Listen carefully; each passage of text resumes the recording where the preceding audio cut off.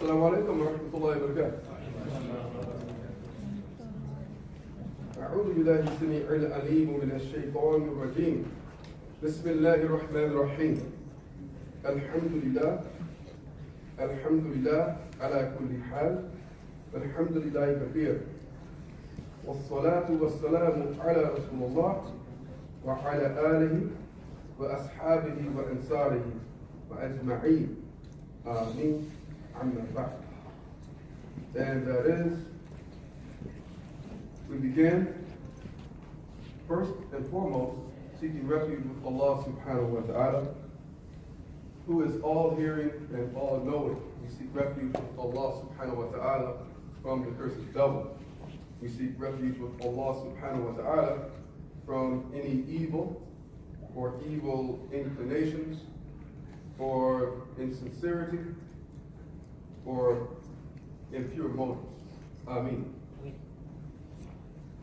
We also begin with the name of Allah subhanahu wa ta'ala. Allah subhanahu wa ta'ala, who is most merciful and extremely merciful. The mercy of Allah subhanahu wa ta'ala in this life can never be counted, can't be measured, it can't be quantified. And the mercy of Allah subhanahu wa ta'ala far extends into the hereafter and obliterates our understanding of pure love. Verily, all praises are due to Allah, all thanks are due to Allah in every circumstance and in every condition, whether we are in favor of those conditions or not. We still say Alhamdulillah and we praise Allah. And last but not least, of course, we beg Allah subhanahu wa ta'ala to send His choice salute of honor and peace upon the Prophet Muhammad sallallahu alayhi wa sallam, and on his family, and on his companions, and his helpers, and all from among them. Ameen. And continuing, make Allah purify what is impure and fill in all gaps. So how are my levels? Can everyone hear me well? Do I need this? Do I need this for recording? Right? Yeah, do that. Okay, so keep it. All right. So if you can't hear me, I'm a low talker, right? So if you can't hear me, just do that, okay? And sometimes I get excited, so if I get too loud, just do this. Okay, alhamdulillah. So, as what follows, we beg Allah subhanahu wa ta'ala to purify what is impure and fill in all gaps. And as our dear brother Saeed Khan mentioned, I am Imam Mika'il Saadiq, and I'm the outreach director of the Michigan Muslim Community Council, affectionately known as MMCC. Raise your hand if you've ever heard of MMCC. Okay, MMCC, right. So the MMCC is pretty much Michigan's largest Islamic umbrella organization, and we represent roughly 60,000 Muslims in southeastern Michigan alone. So alhamdulillah, it is my pleasure to be with you this afternoon. I'm also an educator and in and out of school, like a lot of you. So I really appreciate you making time to come and sit with us for this short lecture. So I know a lot of people that have curiosity and they wonder, what in the world, what kind of lecture is this? What does that mean? It was supposed to be the Sunnah though, but I might have made a typo when I sent it to Saeed. But this is actually based on excerpts from my book. And of course, I'm not here to promote my book, so I'm going to just read from my thoughts. So I do have copies of the book, but that's secondary to our discussion today. The Soul and the Sunnah, Black Consciousness and Islam in America. So I'm going to read a little from the introduction of the book to provide a backdrop to sort of allow you to understand what we mean when we say the soul and the Sunnah. In the late 1960s until the mid-1970s, urban areas like New York, Detroit, Philadelphia, Chicago, and more became port cities for immigrants from Muslim lands. In large numbers, these newcomers settled in low-income areas, creating Islamic enclaves. Living in low-income neighborhoods in close proximity to other black and brown people drastically reduced the amount of discrimination that they would face. My slide.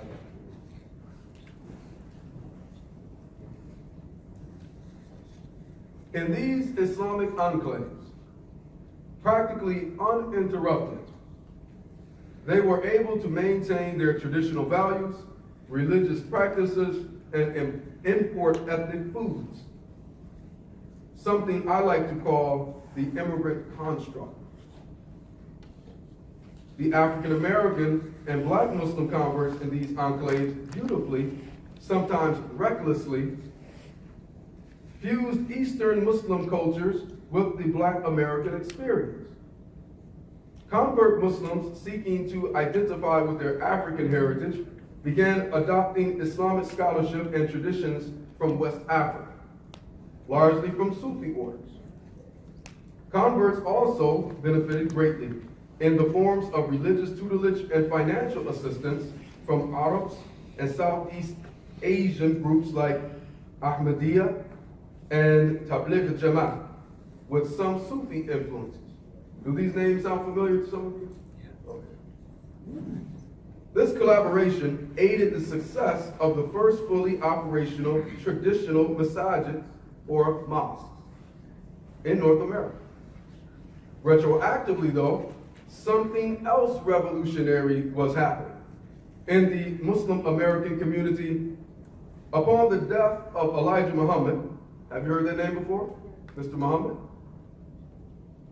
The much venerated founder of the Nation of Islam, Minister Wallace D. Muhammad was chosen to succeed his father as the leader of the Nation of Islam. So let's make that clear. So of course, you know about the Nation of Islam. Currently now, Minister Louis Farrakhan, he's the leader of the Nation of Islam. And the Nation of Islam is an organization, I also speak about them in the book a little. It is an organization that uses some of Islamic tenets, that use the majority of Islamic tenets to set a framework and a program of refinement and self-determination and empowerment, okay?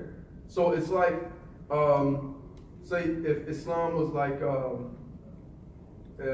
some type of self-help theory or like Scientology, something like that, that's what it would be, okay? And they've made great strides in their goals, okay?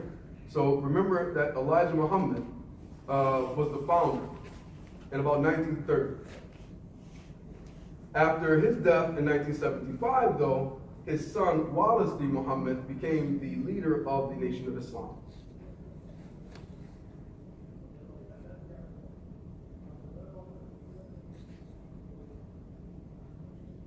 So after Imam W.D. Muhammad, rahimahullah, became the leader of the Nation of Islam to succeed his father, he declared that he would no longer adhere to the beliefs of his father. And he was a Muslim following the Prophet Muhammad sallallahu alaihi wasallam. That was huge. In 1976, he disbanded the Nation of Islam and began to reform his followers. This act is on record as the largest voluntary mass conversion to any religion in recent North American history. Allah Akbar. Minister W.D. Muhammad became Imam Warathuddin Muhammad. Imam Warathuddin Muhammad died in 2008, but his legacy is alive and effective among American Muslims today. By the mid-1980s, immigrant Muslim populations largely migrated outside of cities, and African American or black Muslims had established independent masajid and centers. Muslims had become an accepted and well-respected addition to the black community.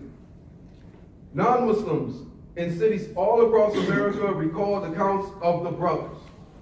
So this is a fact. I don't know if any of you have been in some of the inner cities around America. You know, the closest inner city to you is Detroit, of course. And people genuinely have an affinity for Islam. I mean, people will say, Assalamu alaikum. You know, and I mean, they'll be of many denominations and many types of persuasions and walks of life, but people love to say Assalamu alaikum. And I'm giving you some of the backdrop why you see this. Why is the Islamic imprint so deep in Detroit? They used to call this the Mecca, by the way, right? So this is the Mecca. You know, when they say something, I always love that. You know, when I became Muslim, alhamdulillah, I really understood why they would say New York is the Mecca of fashion, or what is meant by someone saying the Mecca. It's meant the original, okay, or where it started. So that is a direct compliment to the religion of Islam and our Prophet Muhammad sallallahu alaihi wasallam. So you'll hear that more and more. It's the Mecca of this, it's the Mecca of that. Non-Muslims in cities all across America record accounts of the brothers. So that's what they call the Muslims, the brothers, or the brothers. Right? Sisters are doing that nowadays too, sisters. Tall tales about supermen in bow ties, the men in white gowns, and the regal stature of Muslim women are still passed down till this day. And I was one of those recipients of those stories. People who knew where to get the most excellent foods, like people knew where to get the most excellent foods, like bean soup, bean pie, fish, and fruits. Just ask anybody in the neighborhood today, where can you find the most excellent incense and oils? They're going to say the Muslims. Okay? And someone might walk up to you and say, hey, sell me some oil. You're like, what are you talking about? I'm a dentist. Right? But people, you know, a lot of the people in urban areas around America, they really associate some of those things with Islam. Through this adulation of Black Superman, another generation of converts was attracted to Islam. The hip-hop generation. You all familiar with hip-hop, right? Okay. Right. Regardless if you think it's halal or haram, I know you know about hip-hop. So the hip-hop generation was attracted to Islam. Combined with second-generation Black American Muslims, these young converts began rapping or talking. So that's why they call it rap music, because rap is a slang for talking, right? So they call it rap music, right? You're just talking over the beat. And they began to rap about their newfound religion. Groups like the 5 Percenters. There was a group out of New York called the 5% Nation. You familiar with them? And guess what? I used to be one. Alhamdulillah, Allahu Akbar. Allah has many, countless ways to guide mankind. And groups like the 5 Percenters, which were like an offshoot, like a really watered down version of the Nation of Islam. You know, I always describe the 5 Percenters as really zealous, energetic, mainly young men leading this charge. Even though they have women, they call them the Earths, right? Right? Really energetic young men out in the streets arguing common sense with people. I mean, they will argue you about anything, right? But they're really energetic in pushing what they believe. So the 5 Percenters were ingrained in hip hop. Some rappers like Rakim, if you're familiar with Eric B. and Rakim, some of these rappers in the late 80s and early 90s, they even had Muslim names. I remember one group had an album called Allahu Akbar. An album is an LP. Some of you have never seen an album in your lives. It looks like a big plate. It's black, it's like plastic, has lines on it. It's called an album, millennials. So anyway, the 5 Percenters were mainly responsible for the fusion of Islamic concepts and rap music. This powerful amalgamation or transformative anthology is currently leading key components in a new era of Islamic enlightenment. I call it the soul and the Sunnah. The soul and the Sunnah has transcended from the Black community and has arrived on the international stage. Nowadays, every major Islamic conference in North America, some in other places, have hip-hop style spoken word artists. Have you noticed that? Now you go, everybody that's doing, it's really supposed to be nasheed or singing, but somehow people start rapping. I don't know when that nasheed just automatically meant rapping. Have you ever been to Mist? No one will get in Mist nasheed without rapping. I don't know why. So the musical instruments or Islamic songs used to have not any musical instrumentation. So remember that? The nasheed used to not have any musical instrumentation. Maybe a daf, maybe a drum. Now the most famous Muslim spoken word artists have the entire attitude and cadence, but much far less lewdness, of course, of mainstream hip-hop artists, like Dean Squad, right? Dean Squad was literally, when they first started out, flipping mainstream pop music into halalifying it, if that's a term, right? I never was a big fan of that because even the connotation and the dhikr of the fahsha or the lewdness is still in it. You know what I mean? So everyone knows that you're trying to say Allahu Akbar, Alhamdulillah, but if it's talking about, being in the trap, side chick, baby mama, daddy, baby daddy, right? That's what you remember. You're like, oh, the baby mama, daddy song with Allahu Akbar in it. It really has no. But now, may Allah preserve them and bless their work. The guys, Dean Squad, now they're making original songs. They're not making parodies. That's called a parody. So anyway, and the same rings true for our singers of compatible genres, like Maher Zain. Maher Zain, subhanallah. He could have been one of the Motown backup singers. His voice is beautiful. And his songs are very beautiful. Even the soul has impacted Muslim styles of dress. There are a number of clothers making abayas and thobes with an urban edge that's more attractive to this new generation. Have you seen some of those thobes coming out of the UK now? They're sweet, man. They have jersey cuffs, and some of them have the opulent, the military look. Yeah, this is urban, this is street, right? Who do you think popularized urban culture and street culture? Usually the hip-hop community, where you have people like Jay-Z that'll go to the Oscars with a tuxedo and some all-white Air Force Ones. Like, man, are you crazy? Right? It's just the culture.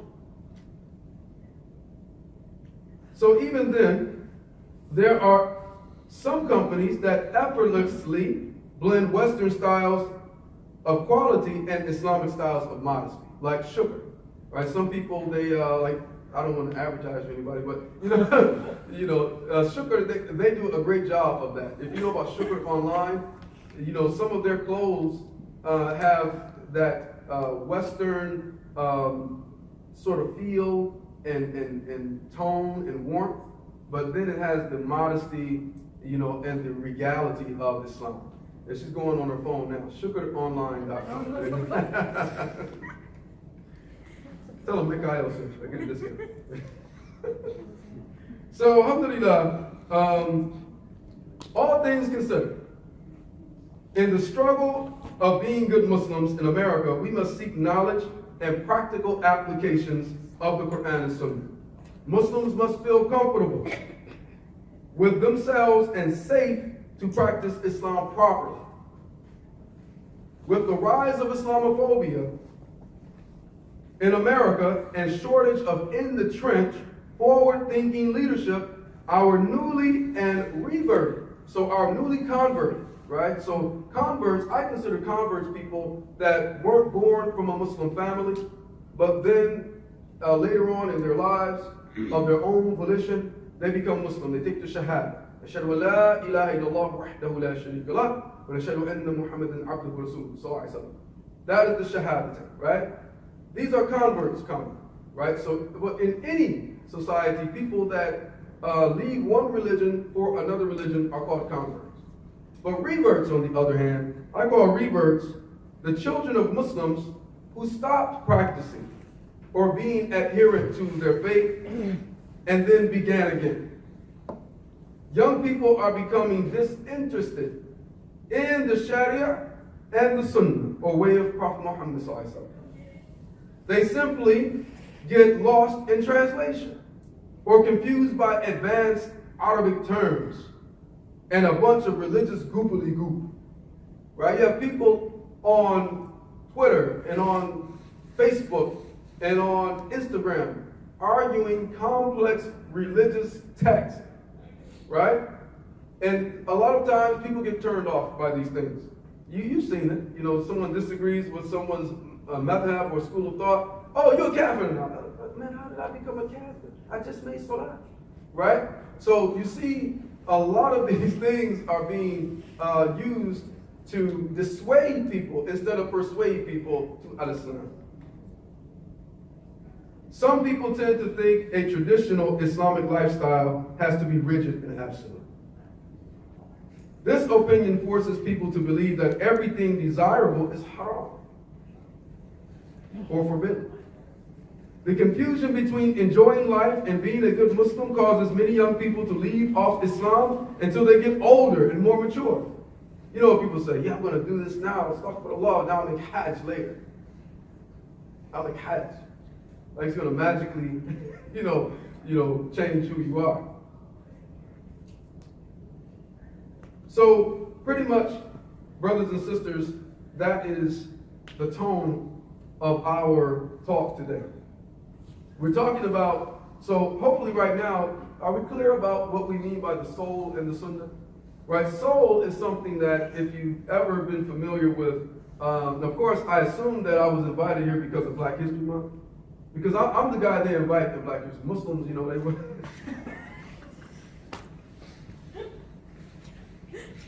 Shots fired. It's okay. It's okay. You gotta turn red, mashallah. Like, oh my God, he knows. I was like, no. Everyone who knows me knows that I have fun, But alhamdulillah, so this topic was presented because of the commemoration of Black History Month. And soul is something that is said to be like a characteristic of African American, like soul music, right? So, but actually, when I was writing another article, and some excerpts I put in this book too, about history of people from Africa and Asia, right? I found out that even the Prophet ﷺ, his community, his ethnicity, the Arabs, they had a habit of when they traveled in the caravan, they would beat the drum to keep rhythm. And they would move the caravan and the camels and the horses and the goods. And this was called the hudat, or the guidance song, right? So there is a rhythm to everything. And when we tap into that rhythm, everything has a rhythm. Allah subhanahu wa ta'ala created the world with a rhythm. I always tell people it's about patterns, right? Patterns. It's same when you want to, you play a video game and you want to beat the boss. All you have to do is predict the boss's what? Pattern. He's going to shoot 2 bullets, duck, jump up, swing, right? And once you get that pattern, then you beat the boss, right? So we want to master the pattern. We want to be in tune, in sync, in pitch. So, in the main ideas, we want to talk about the sacrifice of Black Muslims for human rights in America. So we have some very famous figures. I love this flyer. Who put this flyer together? That's a nice job, brother. Jazakallah. And of course, who do we have on your left there? Muhammad Ali, rahimahullah, right? Muhammad Ali is not just one of the most famous Muslims in the world. He's one of the greatest Americans. I believe this is what President Barack Obama called him, one of the greatest Americans that ever lived. And then we have who on your right? Malcolm X, also known as Al-Hajj Malik Shabazz. Okay? So, these are 2 famous figures. If you are familiar with, the Civil Rights Movement, okay? If you're familiar with what Islam was able to do, like we mentioned in this introduction, that a lot of people that felt marginalized actually were marginalized. A lot of people that were the victims of apartheid, of institutional racism, And the apartheid was what they call segregation, right? But it was really apartheid. We have to make that clear. A lot of things were going on in America at this time, what they call the turbulent 60s. So I call them the marching 50s, right? And then the turbulent 60s. This was called the civil rights era. Familiar,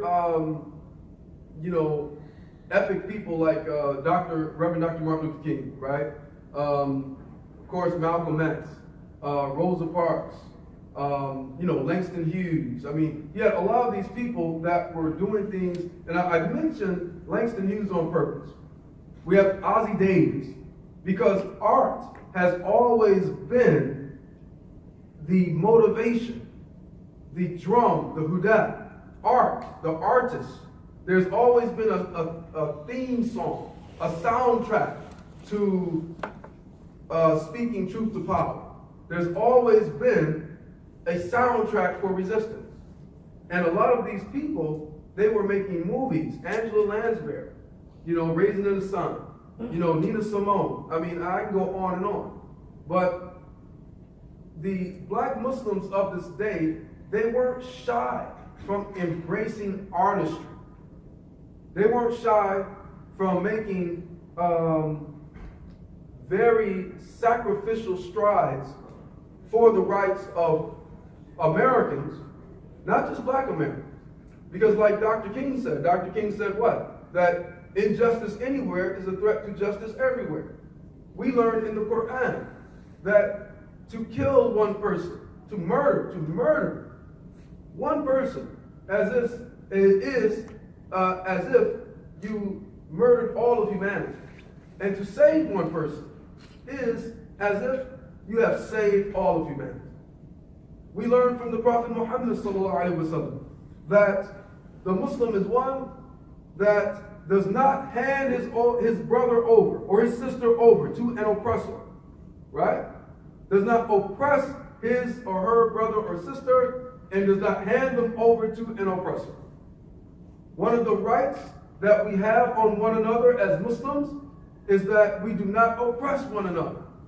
The Prophet ﷺ said, help your brother or your sister if they are oppressed. Sorry. And then it's translated, he said, and help them if they are the oppressor. Remember that?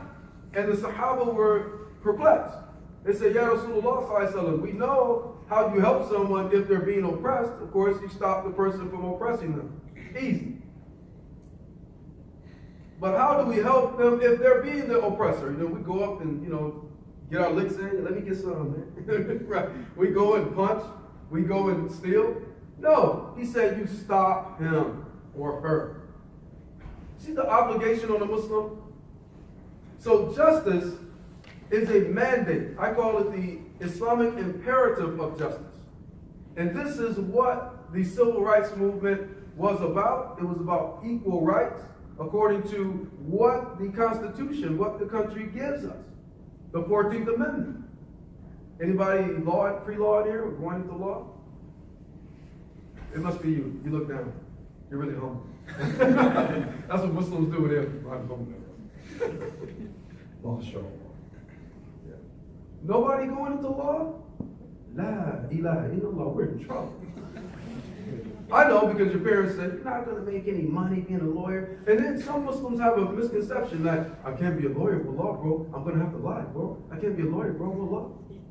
Right? So people will anecdotally say, if you become a lawyer, you're going to have to lie. Right? So, hey, man, you can't be a lawyer. You're not Jewish. It's like Muslims have some real weird misconceptions. Right? No.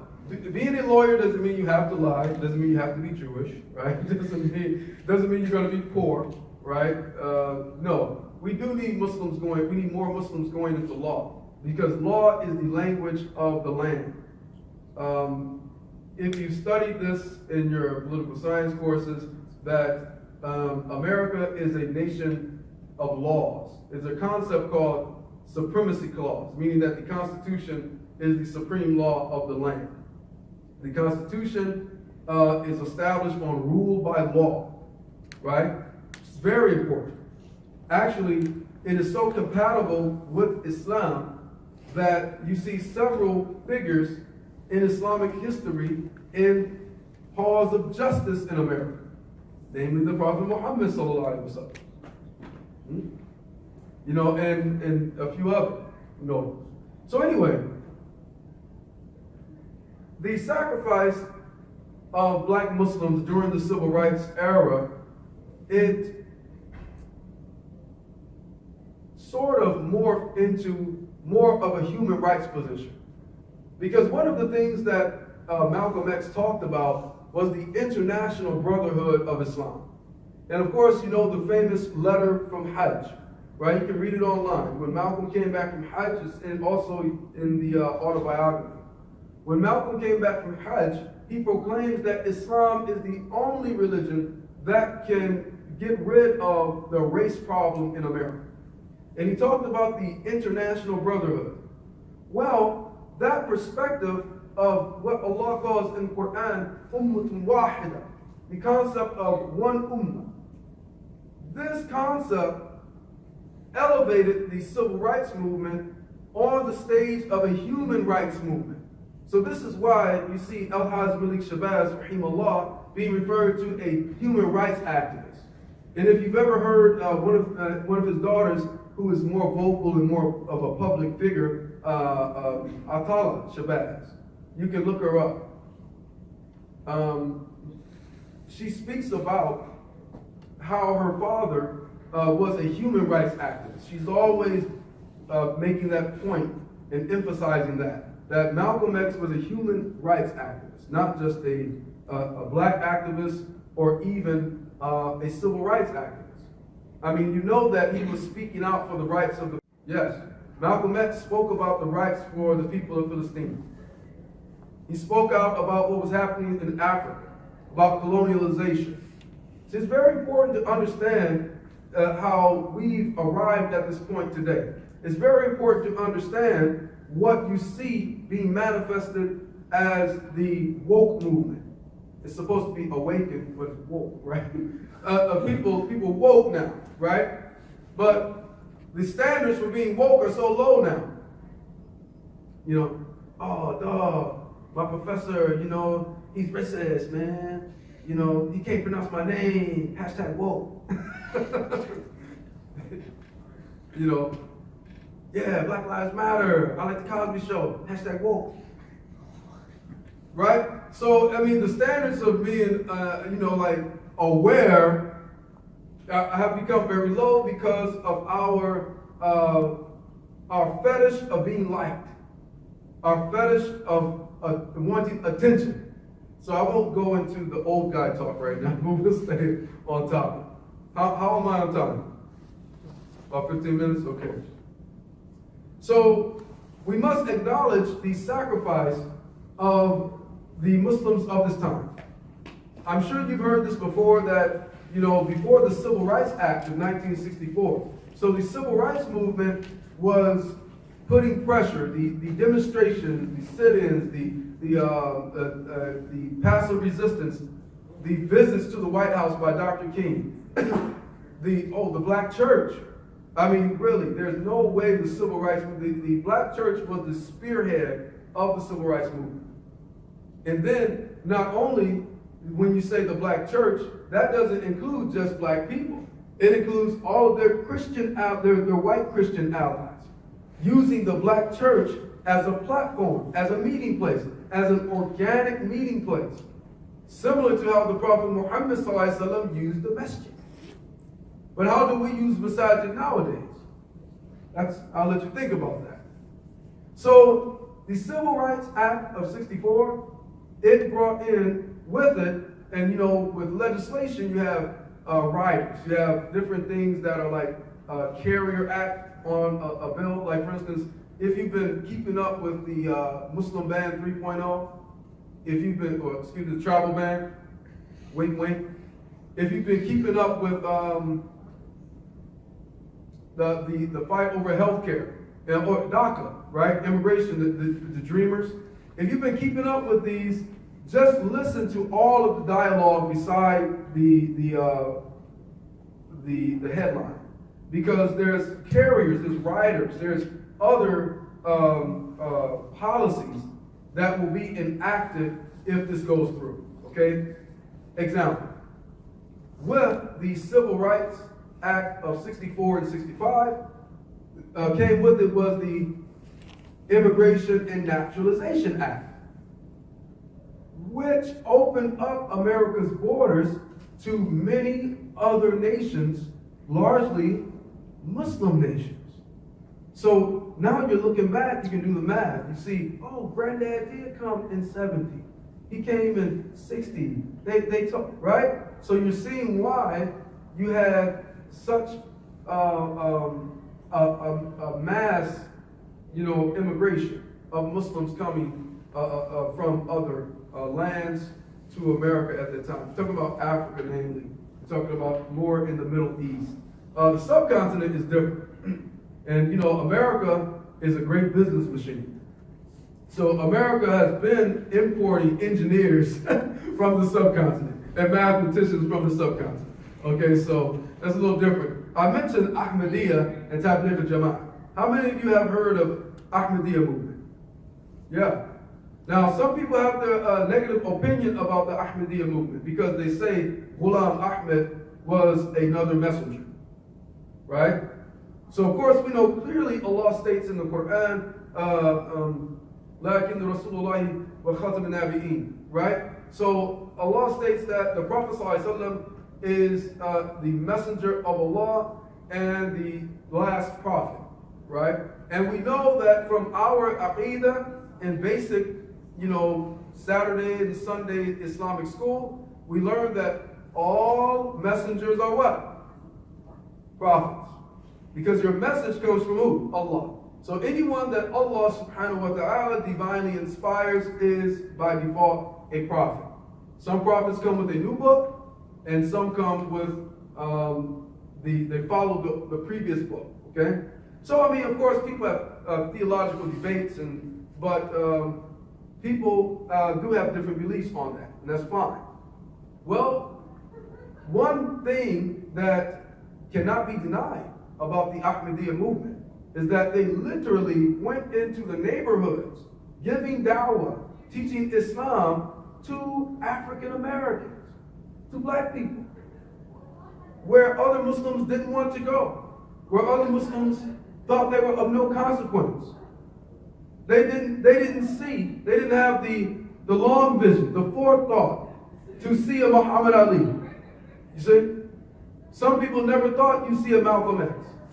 Even some people now, they ask, was Malcolm X a real Muslim? Was Muhammad Ali, I know his name was Muhammad Ali, but was he a real Muslim? Right? No, these people died believing in Allah. They had Muslim janazah, right? Thousands of people. You saw Muhammad Ali's janazah on TV. It was ridiculous, man. So many people there, right? You have pictures of, I'm sure you've seen the pictures of Malcolm X with an imamah on, like what Saeed wears sometimes. An imamah, a turban.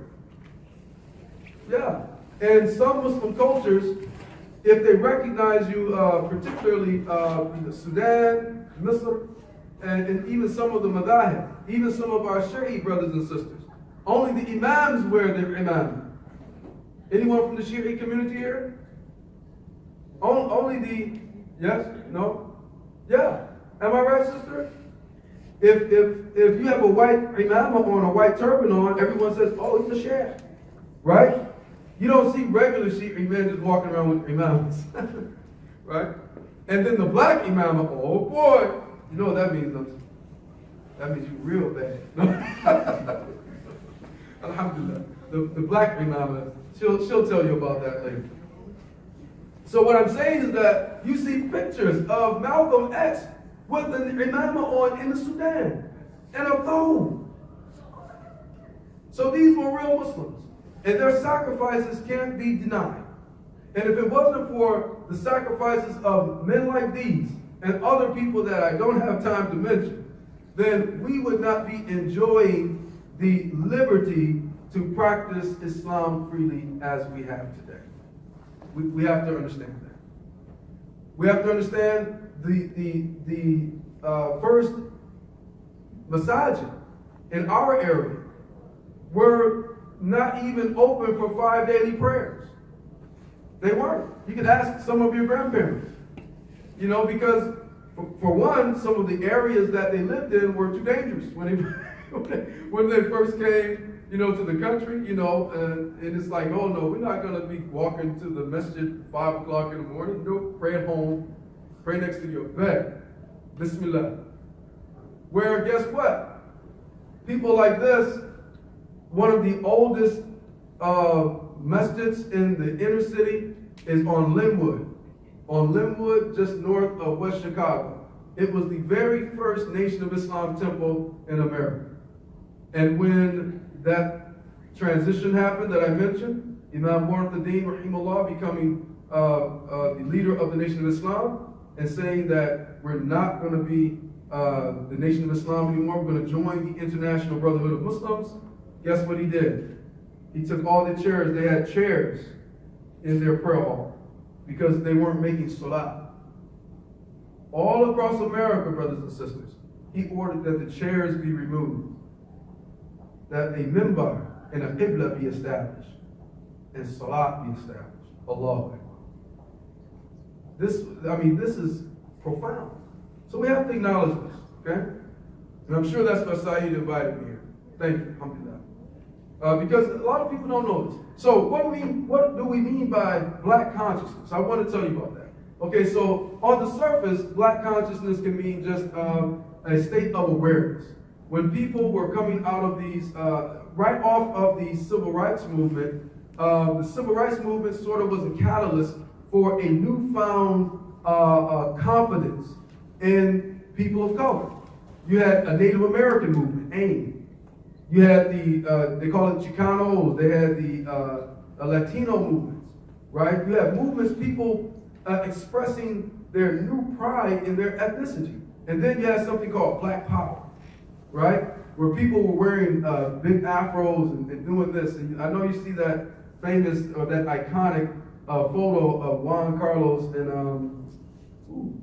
John Carlos, and I forget the two guys that were at the Olympics. I think it was 67 at the Olympics, and they did the fist.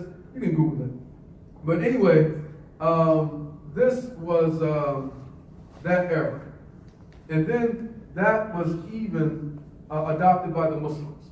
So after that, you had organizations that were very proud Islamic organizations that are still active today. You had ICNA, you had ISNA. Sounds familiar? You had MAS, and so forth and so on. And then the MSAs, you saw the proliferation of the MSAs. All out of this movement, all out of these efforts. So we have to do what Allah subhanahu wa ta'ala tells us to do. We have to show thanks. The Prophet sallallahu alaihi wasallam said, if you don't show thanks to others, you don't show thanks to Allah. You understand? It's very important. So black consciousness, the term black consciousness, was first used by, pretty much they attribute that term to Steve Biko, right? So you can look him up. Steve Biko was a young student leader in apartheid South Africa. And what was going on in South Africa, segregation, saying that, you know, black people, you're confined to these neighborhoods and these types of government services only, and white people, you have the privileges, white privilege, and the power, white power, of the system benefiting you in these ways, getting you ahead, getting you ahead, getting you ahead. Okay, that's apartheid. Sounds familiar? That's what happened in America. Okay? So Steve Biko was influenced by the Marcus Garvey movement. How many of you have heard of Marcus Garvey? Yeah, you can look him up. Marcus Garvey was someone, and he might have coined the phrase Pan-Africanism. Right? Malcolm X's mother was, they call them Garveyites, people that followed the teachings and philosophy of Marcus Garvey. Marcus Garvey, his philosophy was that diasporic Africans, meaning people from African descent, black people, that have been spread all over the world, mainly because of the transatlantic slave trade, need to reconnect with Africa, need to reconnect with their African roots, their African religions. And Marcus Garvey had an affinity for Al-Islam. If you study his program, you see hints of Al-Islam in it. Okay? So anyway, black consciousness, that was used by Steve Biko. Steve Biko was murdered by the oppressive South American government in police custody.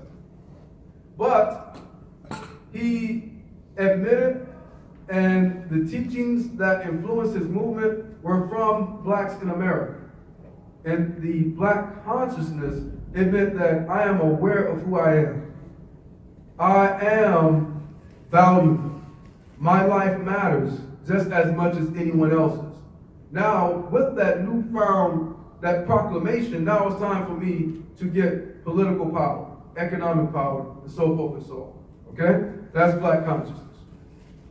The Muslim contribution to the civil rights movement, human rights, and high moral standards. So, even though you had movements of these times, the Muslims brought a high moral standard. Even now, this is what our young activists have to recognize. You have to recognize this, is that even though we are in a partnership and we have allies in many different movements, right? We must stick to our Islamic morals. This is what the first generation of Muslim activists were known for. The Muslim activists were known for keeping their morals intact, where when they walked or marched or came before the police department, which were very abusive to African Americans and people of color, they still weren't cursing and screaming. They didn't use profanity. They weren't lewd. I mean, you should see some of the things that young Muslim activists and even older Muslim activists say about Donald Trump. Yeah, it's okay if you disagree with him. It's okay if you even hate him. We can't tell you how to feel. But at the same time, how is our conduct reflective of the religion of Islam? And does our conduct parallel the conduct of Muhammad Rasulullah sallallahu alaihi wasallam? That's very important to remember. So now you have what we were mentioning, a neo-conscious movement, and that's the woke movement. You have people that will use the rhetoric of the past black conscious movement, but don't want to acknowledge the contributions of Al-Islam. There's a misconception, I don't know if you know this, there's a misconception in a lot of the conscious community that the religion of Islam was forced upon the continent of Africa by slavery. Have you heard that before? That's a misconception. Who knows Africa's first interaction with Islam? Yes. Exactly. Very good.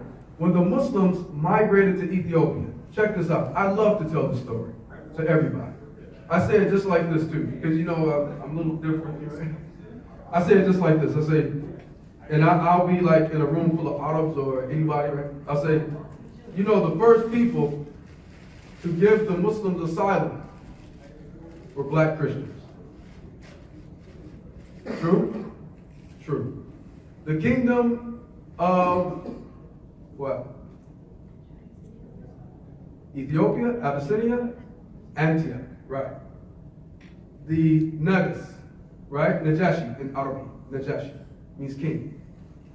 So during the time of the Meccan persecution, where the Prophet's own uncles were trying to harm him, were beating him, were cursing him, one time someone came from another tribe to visit, and they wanted to see who the Prophet Muhammad was, sallallahu alaihi wasallam. And they said, okay, there he is over there. He said, okay, I see him, but who is that man that's walking behind him, cursing him out? They said, oh, that's his uncle. So you know these stories, right? For those of you that are Muslim and you've grown up reading and listening to these stories, you know these stories. His own uncle, his family used to hate him, curse him out. So they ran him out into the desert for 3 years. What is it called? The Sahifa, right? They boycotted him and his family. They said no one is to do business with them. His own family allowed this to happen. No one is to do business with any of these, they call them Sabi, right? Any of these, they call them apostates too. They call them calf, all kinds of stuff, right? They said no one is to do business with these people. No one is to marry them. And no one is to give them asylum. They kicked them outside of the city, basically in the desert, rocky land, for 3 years. Narrators say that the time was so hard on them, they were starving. Some of them tied stones to their belly to keep their bellies from bloating. They ate leaves and chewed the leather straps on their sandals. And ultimately, this was the demise of the first wife of the Prophet ﷺ, Khadija radiallahu anha. The old people suffered tremendously and became sick, and many died.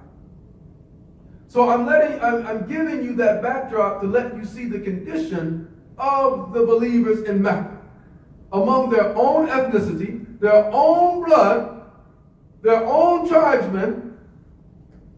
But guess where they sought asylum? Africa. The first migration of the Muslim community was to Mother Africa. And I'm not going to spoil it for you, because for those of you who haven't read that story, it's a beautiful story. If you're Christian, that's a beautiful story. I told my mother that story. I told my father that story. Beautiful story. It's nobody, I'm telling you, when you tell people that story, you set the record straight. Okay? So, for the record, that was the first introduction to Islam in Africa. It was the Africans being empowered and giving the Muslims asylum. And that's how Islam spread. The king became Muslim himself. Now, of course, they did have, further west and in Central and West Africa at that time, they had their own traditional religions. Okay, so it didn't just spread just like that immediately. Of course, the Prophet ﷺ went back to Arabia, and then he established Medina. And then they had to spread the religion in the Arab Peninsula, and then by trade, it spread to Africa, not by school. Okay? So, we're coming to the conclusion here, but I also wanted to just mention a few things that I know I made light of it in the beginning of the lecture about just inviting, black speakers for Black History Month. But I'm serious. I'm serious. What we have to do, brothers and sisters, is we have to recognize the value in all people. We have to recognize, and this is not me trying to convince you of my value, because I know my value. So I appreciate being here, but I wouldn't be super sad if I wasn't invited to speak in Black History Month. What I'm saying is that you see the Black Lives Matter movement. I've been on the front lines of the Black Lives Matter movement. But let's do an experiment here. Raise your hand if you've ever participated in a protest or demonstration for Syria. Syria. Right? Syria. The condition of the Syrians. You know where I'm going with this. Don't be shy. You're like, uh-oh, you're going to get us. Yeah, I'm going to get you. We're brothers and sisters. This is love. Okay? It's medicine. Raise your hand if you've ever participated in a protest or demonstration for Palestine. Okay?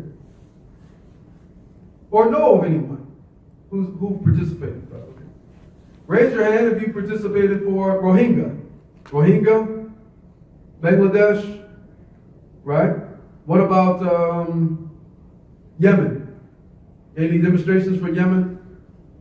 What about Black Lives Matter? Look around, look. See that? Malcolm X spoke out for the rights of Palestinians. Muhammad Ali spoke out for the rights of the Vietnamese, not to be bombed and annihilated by the superpower of the United States government, which he refused to be a contributor of. Malcolm X spoke out for the rights of Palestinian people. Do you know there's many Palestinian Christians? So when they were speaking out, or when we speak out for the rights of Palestinians, we don't say, yay, free Palestine, Muslims only. Yay, free Syria, which are many Christians in Syria. Yay, Syria, justice for Syria. Down with the Bashar al-Assad regime, Muslims only. We don't do that. We don't put some type of ridiculous caveat on whose rights we're going to support when the people hail from what is called Muslim lands. But when it comes to American issues, oh, that's not a Muslim issue. Black lives matter? All lives matter. Black lives matter? That's racist. You understand? I always say, and I'll close with this. If all lives really matter, you wouldn't have to say Black lives matter. Remember this, brothers and sisters. I'll leave you with this. Nothing ever matters until it's given value. You have to recognize the God-given value in yourself. You can never let anyone take that away from you. You have to exert yourself, be self-determined, and self-actualized. Thank you very much. I think that's my cue because they're about to start Zumba or something. Okay. Let me end here. سبحانك اللهم ربنا وبحمدك أشهد أن لا إله إلا أنت أستغفرك وأتوب إليك. السلام عليكم ورحمة الله وبركاته.